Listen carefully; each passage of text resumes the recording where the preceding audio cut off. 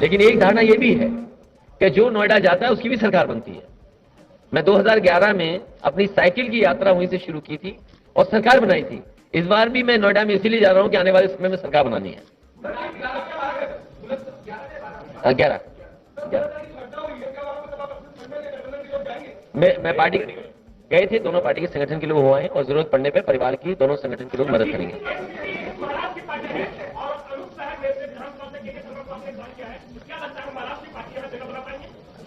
ये गठबंधन के प्रत्याशी हैं, समाजवादी पार्टी, आरएलडी और एनसीपी के प्रत्याशी हैं।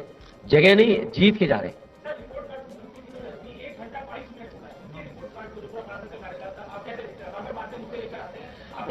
आप ही बताइए, 1 घंटा 22 मिनट अगर कोई बोला है तो क्या उन्होंने अपना संकल्प पत्र पढ़ा होगा? जिस संकल्प पत्र में पहले पन्ने पर यह लिखा गया है, पहला संकल्प यह है कि किसानों की आय 2022 तक दोगुनी हो जाएगी। क्या आज किसानों की आय दोगुनी हो गई? जो लाखों लाख परिवार परेशान हुए लॉकडाउन के समय पर, पैदल पैदल चल करके गए, इसी सड़क से न जाने कितने मजदूर चले गए होंगे, घर पहुंचे होंगे। आज इनके पास झूठ बोलने के लिए भोंपू तो हैं जो प्रचार के लिए निकल पड़े हैं, लेकिन क्या उस समय मजदूरों की मदद के लिए इनके पास गाड़ियां नहीं थी? आज झूठ बोलने के लिए इनके भोंपू जा रहे हैं हर गांव में, दावा कर रहे हैं कि इतनी वर्चुअल रैली करेंगे। एक पार्टी जो वर्चुअल रैली कर रही है, इतना संसाधन है उसके पास, क्या सरकार के संसाधन नहीं लग सकते थे जब मजदूरों को अब उनकी जरूरत थी घर पहुंचने की? इनकी कोई उपलब्धि नहीं है, केवल उपलब्धि है झूठ बोलना। और जो जितना बड़ा भारतीय जनता पार्टी में नेता है उतना ही बड़ा झूठ सुन लो उससे।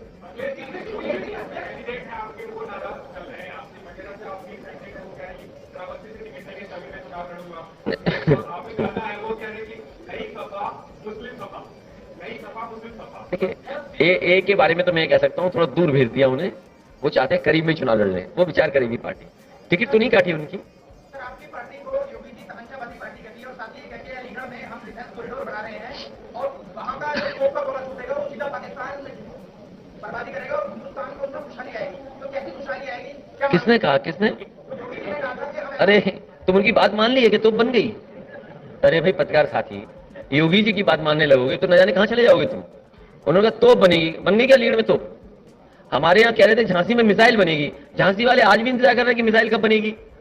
जमीन ले ली, बाउंड्री, जमीन नहीं ली गई, बाउंड्री तक नहीं बनी और आप इनकी बातों का भरोसा मान रहे हो। अरे इनसे कहो कि भाई बुल हटा दो सड़क से। हिसार के तौर पर बन गई और वहां कोपा बोला छूट गया, तो खुशहाली कैसे इंडिया में आएगी ये बताइए। तुमसे क्या मानना है? तुम क्यों उनकी बातों को मान रहे हो? आप इनकी बातों को मत मानिए। अरे गठबंधनी तो सहयोग है एक दूसरे का, नहीं इसके अलावा जरूरत नहीं पड़ती।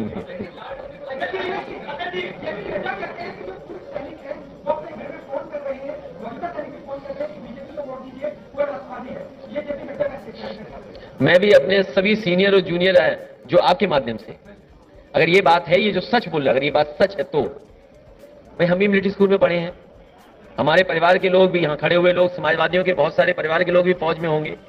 और इसी जिले में, अच्छा हुआ आपने सवाल पूछ लिया, इसी जिले में एक को वो योगेंद्र यादव, और योगेंद्र यादव को सबसे बड़ा अवार्ड मिला था। उनके गांव में मैंने 100 बेड का हॉस्पिटल दिया था। चलो जो हमने कार्रवाई की, घोषणा की सरकार के समय पर, इस भारतीय जनता पार्टी से पूछो जो कारगिल के समय पर जो उसने जोखिम उठाया, जिसकी वजह से देश का सबसे बड़ा सम्मान मिला उन्हें, उनके गांव का अस्पताल क्यों रोक दिया उन्होंने? और हम तो खुद ही मिलिट्री स्कूल के पढ़े हैं। अगर नड्डा जी वोट मांग रहे हैं तो हम भी अपने सीनियर जूनियर और जितने भी हमारी पार्टी के लोग हैं उन फौजियों को, परिवारों से हम भी कहेंगे हमारी मदद करो। असली देशभक्त हम लोग बैठे हैं। जो नफरत फैलाएं, जो खाई पैदा करें, वो देशभक्त कैसे हो सकते हैं? जो समाज में झगड़ा कराएं, वो भेदभाव की नजर से देखें।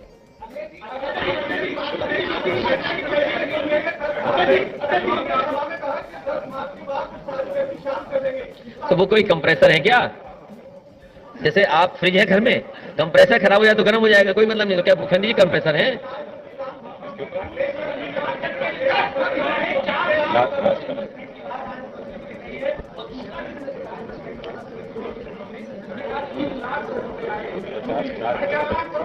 देखिए, ये 3 आने का झूठ या 2 आने का झूठ कहावत है।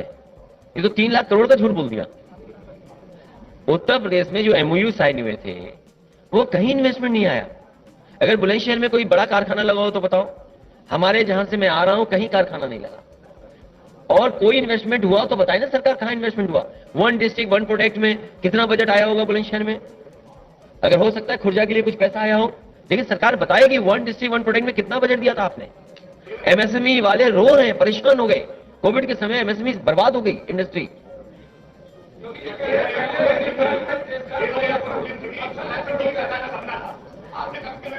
नहीं, हाँ, ये मैं इस पत्रकार साथी का धन्यवाद देता हूं कि इन्होंने जो बात की है, जेवर बहुत पुरानी परियोजना है। समय पे सरकारें आई, उन्होंने उस परियोजना को आगे बढ़ाया और बीच में बहुजन समाज पार्टी की सरकार उस समय भी बहुत आगे बढ़ा। जब समाजवादी सरकार पिछली थी तो जो एनओसी मिला है, मैंने 3 एयरपोर्ट की एनओसी मांगी थी कि इंटरनेशनल एयरपोर्ट बनाए जाए। एक हिरनगांव फिरोजाबाद में जो आगरा के लिए था एनओसी, दूसरा क्योंकि वो जेवर का और इसका मांग रहे थे तो मैंने सैफई का भी दिया कि अगर इंटरनेशनल एयरपोर्ट बनाना चाहते हैं आप, तो ना हिरनगांव उन्होंने दिया। जो एनओसी मिला है वो समाजवादी सरकार के समय पे एनओसी मिला, और अगर एनओसी दे दिए गए होते तो शायद उत्तर प्रदेश में और एयरपोर्ट बन गए होते।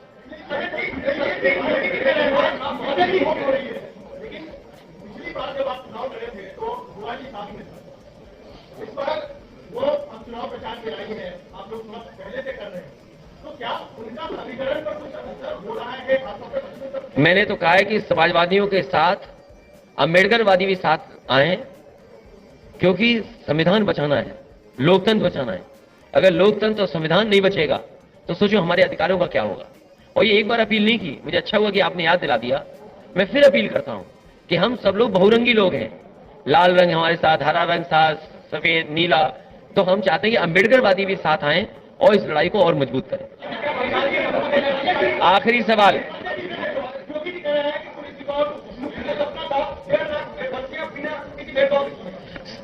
आने वाले समय में भर्तियां और बड़े पैमाने पर होंगी।